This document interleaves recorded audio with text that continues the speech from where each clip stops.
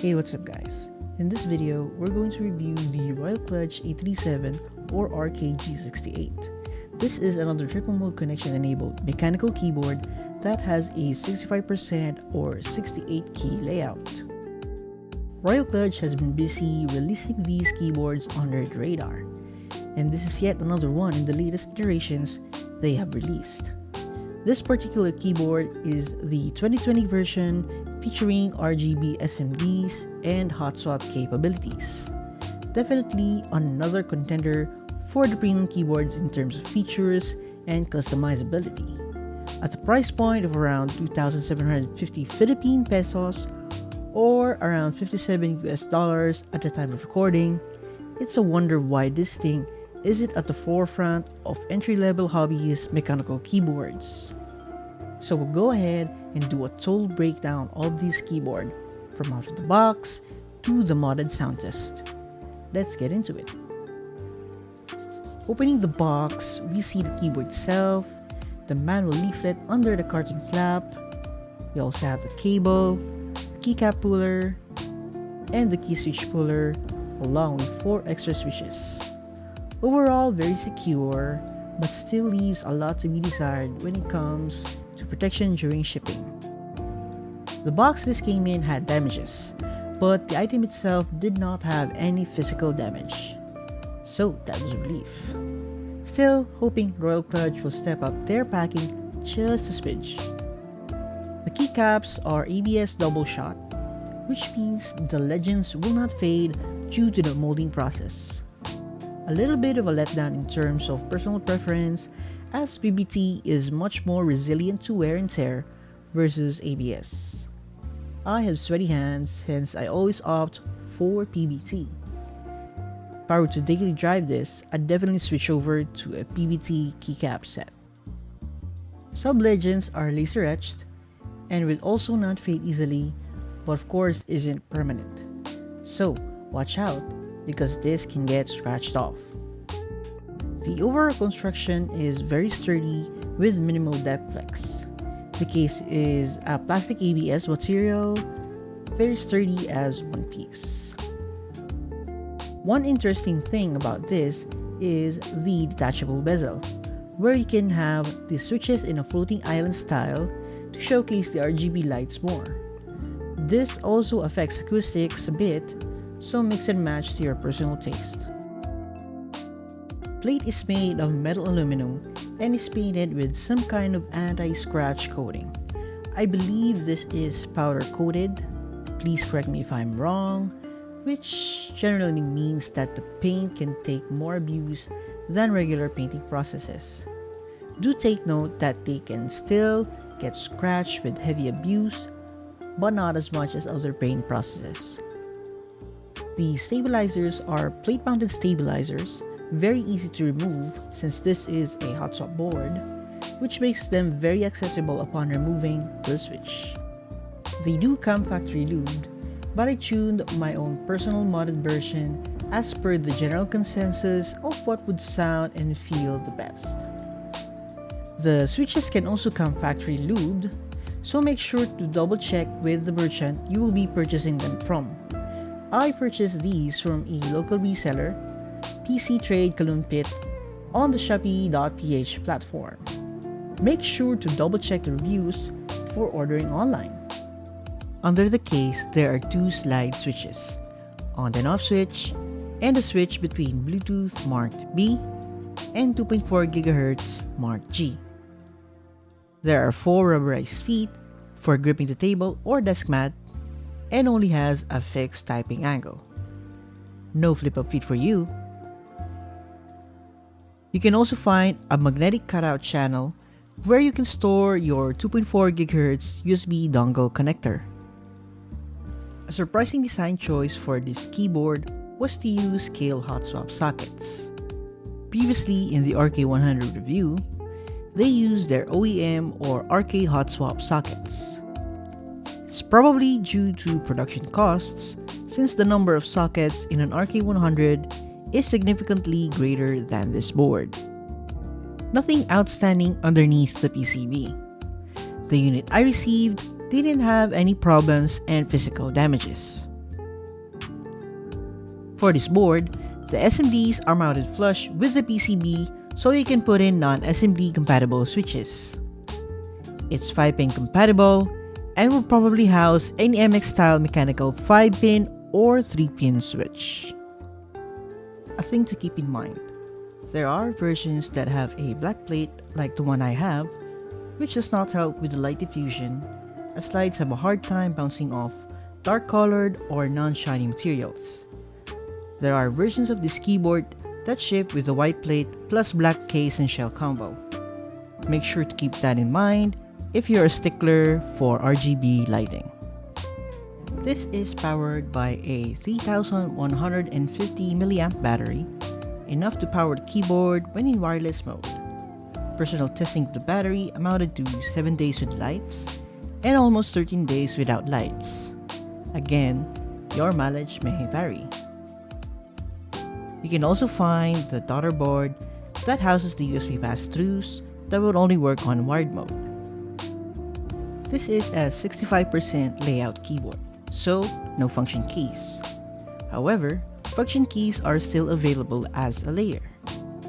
To access the function key directly, you have to press and hold the Fn key before pressing the corresponding function key. For example, the Alt plus F4 shortcut would now be Alt plus Fn plus 4 or Fn plus Alt plus 4. You can also toggle the function keys, replacing the number keys as a layer. To activate the function key layer, press Fn plus Control, which will light up the keyboard to tell us that the layer has been toggled. When you press the numbered keys, the corresponding function key will be pressed. You can now also access the multimedia shortcuts by using Fn plus the corresponding function key. One caveat to this is to trigger the multimedia keys, the function key layer must be toggled, so you won't be able to access the number row. I absolutely love the 2.4 GHz connectivity the RK keyboards come with. They are great to use when gaming in my own workspace, and I recently had to work in a coffee shop where the Bluetooth functionality came in handy. Depending on your needs, you can go wired, Bluetooth, or use the dongle for connectivity. Bluetooth can be paired up to 5 devices simultaneously, and can be switched using the Fn plus Q, W, E, R, T keys. To initiate Bluetooth pairing, make sure to switch the slide switch underneath to be positioned, which is the left side. Then, press and hold the Fn plus Bluetooth slot you want on the Q, W, E, R, T keys. Wait for it to blink white, and pair the keyboard onto whichever device you want. It should show up as RK-3 mode keyboard. After pairing, I usually end up renaming them as I have multiple RK devices that have the same default name on Bluetooth mode. There is also a Windows to Mac switcher for switching the Command and Alt keys for our Mac users, so keycap wise, this can be compatible with a keycap set that has Mac specific keys. Gaming wirelessly with this keyboard is definitely a treat. You won't have to worry about disconnections and interference as the 2.4 GHz connection is stable. For completeness, there is a window key lock, usually reserved for the gamers out there to reduce accidentally pressing it, and a dedicated gaming mode, which we'll get into later. RK Rollover looks to be working for wired and 2.4 GHz connectivity. I only tested limited test cases, but it seems to be working fine. Just like how fine this tattoo desk mat from McVet is. Vibrant colors that do not fade, stitched edges, and a high quality surface to prevent creases. Not to mention the microfiber surface that enables that glide needed for your mouse. And would you look at this cable? that white paracord complementing these keycaps for the modded build, and the sought-after ferrite core option for protecting against electromagnetic interference from Neko custom cables. Quality products. Be sure to check them out in the links on the description. Back to the video. Lighting modes are available and have 20 pre-built on the board. Here is me cycling through them.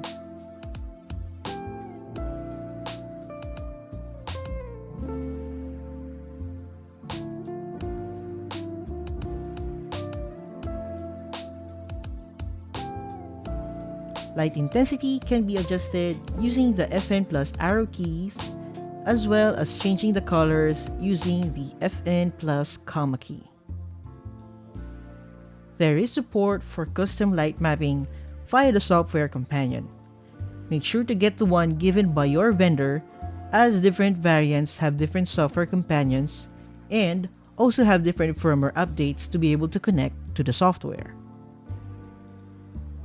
One weird thing about the software companion is you can only use it wired, and having it open in the background while using 2.4 GHz connection will mess up the response time of the keyboard on the computer. Make sure to close the software companion if you will be using that 2.4 GHz connection or Bluetooth. The one I have is the Hotswap version with 2 USB pass-throughs and has the PID of 024F and REV0115 according to the device manager. I will provide a firmware update and software companion in the description box below. Be warned, flashing an unsupported firmware can break your keyboard. Use it at your own risk and only as a last resort. Macro recording is supported. To do this, toggle the game mode by pressing FN plus tab, which will make the backlight flash. Then, start recording the macro by holding FN plus Z, X, or C until caps lock and Windows keys start blinking. Then, you can press the sequence of keys you want recorded and hold the FN plus Z, X, or C again to save the macro. To use the macro, just press the corresponding Z, X, or C key to activate it. No need to press FN at the same time. Unfortunately, it only works when game mode is toggled and Z, X, and C are unusable if there is a macro recorded on it. Moving on. I will be doing both a stock and modded version of the keyboards. For stock version, have a listen.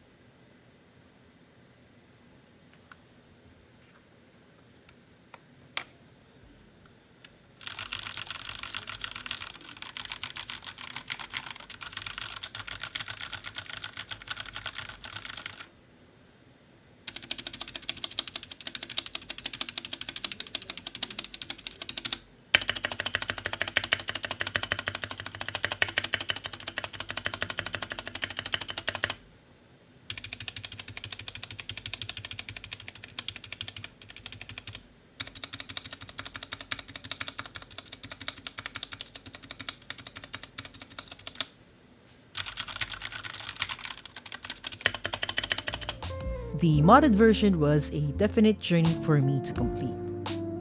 Even during the production of this video, I am still fully unsatisfied with the experimental mods that I did. I experimented with silicone dampening case foam with partial success and failures. If you guys want a video about that, let me know in the comments. New materials for tape mods, new keyboard projects are arriving, and will definitely be something regular on my YouTube channel. Crazy times. I'll list the other mods I did on this keyboard, and now here comes the sound test.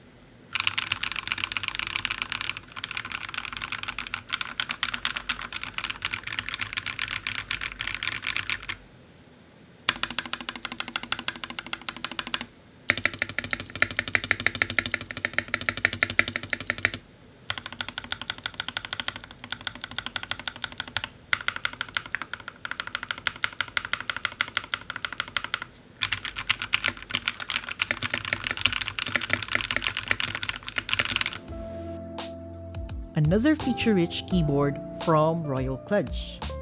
Personally, I think the 65% layout is perfect for typists or gamers that don't need the F key row and want to save more desk space. My typing speed actually improved greatly using this keyboard for a couple of weeks, and is overall better for ergonomics as the keyboard was centered on my desk rather than sitting a bit to the side to make way for my mouse. As with anything, nothing is set in stone, and a little bit of getting used to things, you can make anything work, especially if you're using a very versatile tool that can offer a lot of features significant to people across the board, and definitely won't hurt your wallet as much as the premium boards. A true budget board indeed. And yes, it definitely takes the title as the new Budget King. Make sure to hit the notification bell and subscribe to this channel for new video releases.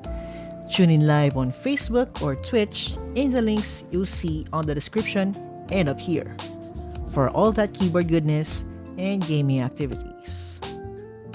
Thanks for watching through the end of this review, and I'll see you in the next.